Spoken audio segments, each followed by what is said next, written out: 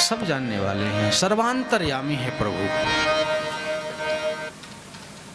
सुदामा जी किसी से नहीं मांगते।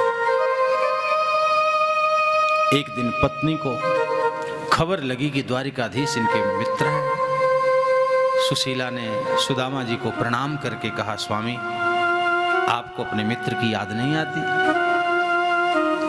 अशरण शरण द्वारिकाधीश दीनबंधु हैं, आप उनके यहां जाओ।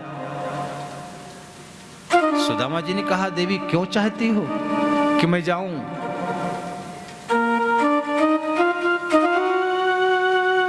जान पहचान है, संबंध है, उनकी स्थिति से मैं परिचित हूं, मेरी स्थिति से वो परिचित है। बहुत याद आती है, स्मरण कर लेता हूं और आनंद में भर जाता हूं। सुशीला,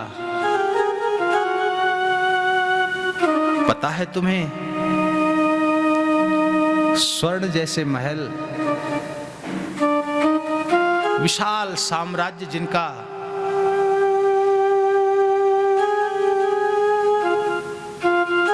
त्रिलोकीनाथ द्वारिकाधीश, और कहा मैं दीनहीन अकिंचन ब्राह्मण, मेरा क्या उनसे मेल?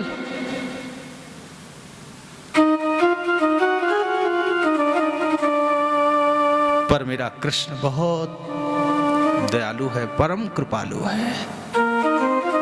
आवश्यकता नहीं है कि मैं चल कर जाऊं तभी मुझे आनंद की अनुभूति होगी, यहीं बैठे बैठे मैं उस ब्रह्म सुख का अनुभव करता हूं। उसने सब कुछ दे रखा है। सुशीला ने कहा कि शरीर से नहीं स्वामी जाओगे तो फायदा क्या होगा? सुदामा जी ने कहा, तू फायदा क्या चाहती है? अरे चले जाओगे। दास्यते द्रविणम भूरि सीदितेने कुटुंबिने, चले जाओगे तो आपको देखेंगे, कुछ धन दे देंगे जिससे हमारे बच्चों का पोषण हो जाएगा, पालन हो जाएगा। तो सुशीला, तुम मुझे मित्र के सामने याचक बना करके भेजना चाहती हो? मैं उनके सामने जाकर हाथ फैलाऊं?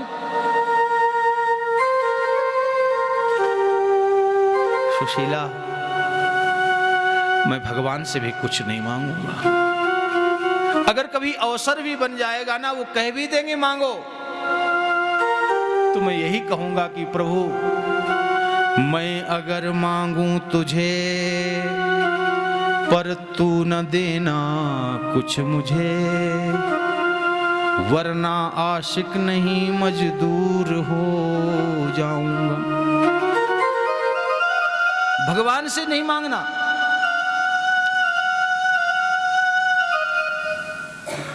भगवान से मुक्ति की भी कामना करना भी मांग ही है। पहले हमने भक्ति कीनी, पीछे तुमने मुक्ति दीनी, यह तारीबो कहाँ, ये तो बणिक व्यापारो है। कुछ करके बदले में कुछ पाना, ये तो व्यापार है। भगवान ने प्रहलाद से कहा, प्रहलाद मांग, मैं तेरे सामने खड़ा हूं। प्रहलाद जी ने कहा, प्रभु जो मांगता है नस भृत्या सवई बणिक, वह भक्त नहीं, वो तो व्यापारी है। सुशीला ने भगवान की याद दिला दी। अब तो मिलन की इच्छा जागी है। सुशीला, मांगने की बात छोड़, मित्र के पास तो कुछ लेकर जाना चाहिए, कुछ देना चाहिए। सुशीला ने सोचा कि चलो जाने को राजी हुए हैं, पड़ोस के 4 घरों में गई हैं, एक एक मुट्ठी चिवड़ा चावल मांग कर लाई, एक मैले कुचैले कपड़े में बांधा। ये 4 घरों से क्यों, ये मैले कुचैले कपड़े में क्यों बांधा? इसलिए कि मेरा पति एक शब्द भी अपने मुख से कुछ नहीं कहेगा, तो कम से कम 4 घरों से 4 मुट्ठी चावल, कोई पीला चावल, कोई टूटा चावल, कोई छोटा चावल, कोई धान का चावल, इस चावल से ही भगवान हमारी परिस्थिति को पढ़ लेंगे। सुदामा जी को दिया है। सुदामा जी चले हैं। परिस्थिति क्या है? न पैरों में पदत्राण है, न वस्त्र हैं ढंग से, एक ही धोती कई जगह से फटी सिली, उसी को कमर से बांध रखा है, उसी को ओढ़ रखा है, न सिर पर पगड़ी है, हाथ में एक लकड़ी है, एक टूटा सा लोटा है, एक उधड़ी सी रस्सी है, क्योंकि पानी की व्यवस्था कोई पोखर मिल जाएगा, कोई कुआं मिल जाएगा तो पानी तो पी लूंगा। चले हैं सुदामा जी, कृष्ण दर्शन की लालसा है। सुखदेव जी वर्णन करते हैं, अयम ही परमो लाभ उत्तम श्लोक दर्शनम। यही सबसे बड़ा उत्तम लाभ है कि मैं परमात्मा का साक्षात्कार करूंगा। इससे बड़ा लाभ क्या होगा? भगवत दर्शन से बड़ा लाभ क्या हो सकता है? सुदामा जी चले, तू दयालु दीन, तू दानी हो भिखारी, तू दयालु दीन, तो ही मोही नाते अनेक, मानिए जो भावे, ज्यों त्यों तुलसी कृपाल, चरण शरण आए। शरण में प्रभु आ रहा हूं। सुदामा जी चले हैं, चलकर पहुंचे हैं तो सामने देखा कि एक नदी है। तैरना आता नहीं, नाव कोई दिख नहीं रही, संध्या का समय है, चलते चलते थक चुके हैं। अब क्या करूं, कैसे जाऊं? तो बैठ गए और कहा, है कृष्ण, तुझसे मैं केवल मिलने के लिए, तेरे दर्शन के लिए ही तो आ रहा हूं। बेटा बेटी काम धंधे की कोई मांग, कोई पुकार, कोई इच्छा लेकर नहीं आ रहा। अब मेरे सामर्थ्य भी नहीं, मेरी ताकत नहीं कि मैं तुझ तक पहुंच पाऊं। अब तेरी 1000 बार की गरज होती तो मुझे ले जा। बैठ गए हैं, नेत्र बंद किए हैं, तभी भगवान नौका लेकर आ गए एक नाविक के रूप में। अरे है कोई चलने वाला उस पार? सुदामा जी लड़खड़ा कर उठे, हाँ हाँ मैं चलूंगा, लेकिन भैया मेरे पास देने के लिए कुछ नहीं है। सुदामा जी ने कहा, मैं तुम्हें कुछ दे नहीं सकता, क्या तुम मुझे उस पार कर पाओगे? नाविक के रूप में भगवान कहते हैं, मेरा तो काम ही पार करना है, आओ आओ आओ, लेकिन ये तो बता दो कहां जा रहे हो? बोले, मैं द्वारिकाधीश के दर्शन करने के लिए जा रहा हूं, द्वारिकानाथ मेरे मित्र हैं।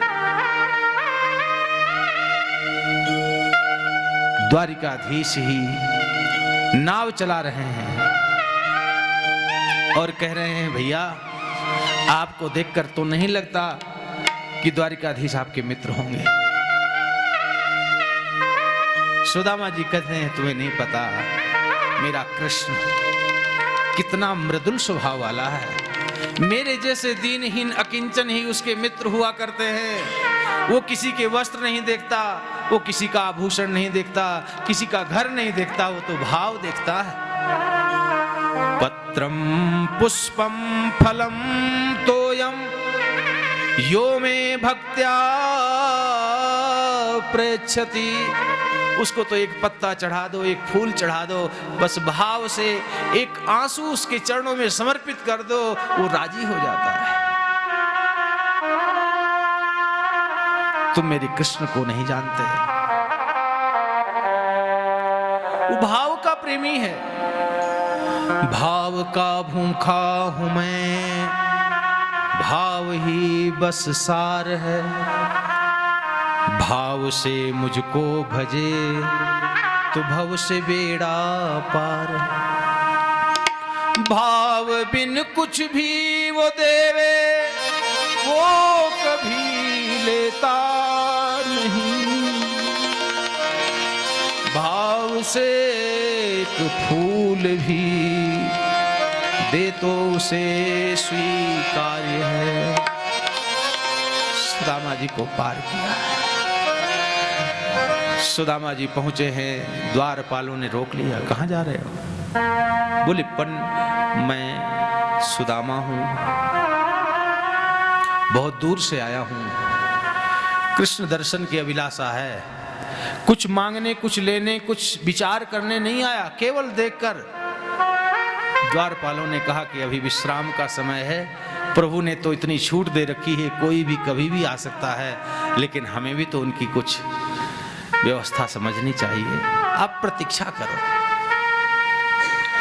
सुदामा जी ने कहा प्रतीक्षा नहीं, बहुत दूर से चलकर आया हूं, रास्ते में प्रतीक्षा ही करता हुआ आ रहा हूं, देखने की इच्छा तो बहुत देर से है, अब मैं प्रतीक्षा नहीं कर सकता।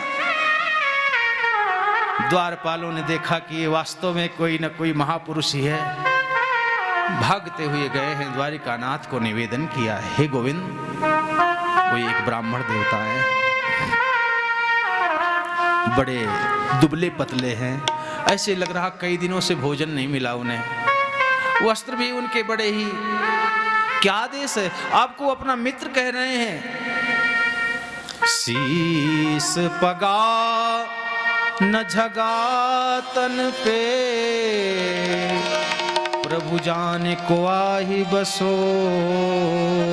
ग्राम।